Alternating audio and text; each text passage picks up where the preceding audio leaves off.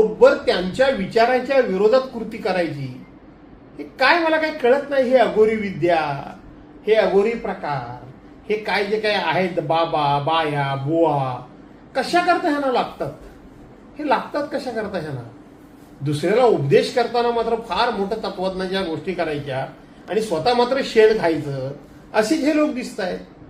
हे अशा लोकांना, शेण खाणाऱ्या लोकांना, ह्या अशा प्रवृत्तींना की ज्यांचा आदर्श समाजामध्ये बाळगावा अशी अपेक्षा असते, यांना एखादा चांगला जर राज्यकर्ता भेटला तर यांना धडा शिकवेल आणि तो शिकवला पाहिजे. असा धडा असेल, जी जी काही फळं आहेत, नारळ असेल, पोफळ असेल, ही पूर्णपणे उद्ध्वस्त झालेली पिकं आहेत. आंबा तर जवळजवळ नाहीच. यंदा प्रचंड असा मोहर आला होता. गेल्या 25 वर्षात जेवढा आंबा लागला नाही तेवढा हापूस पण आणि रायवळ पण आंबा लागेल असं वाटलं होतं. पण आता 5% सुद्धा फळं नाहीत.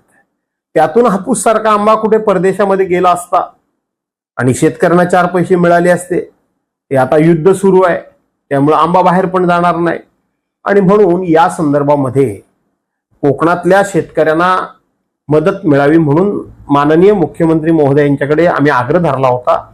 आणि त्या संदर्भामध्ये परवा 17 तारखेला मुख्यमंत्र्यांच्या उपस्थितीमध्ये आणि कोकणातले सर्वच लोकप्रतिनिधी होते, त्यांच्या उपस्थितीमध्ये एक बैठक झाली आणि माननीय मुख्यमंत्री महोदयांनी सांगितलंय की अधिवेशन संपण्यापूर्वी कोकणाची मदतीची घोषणा ही मी विधानसभेत करेन, विधिमंडळात करेन.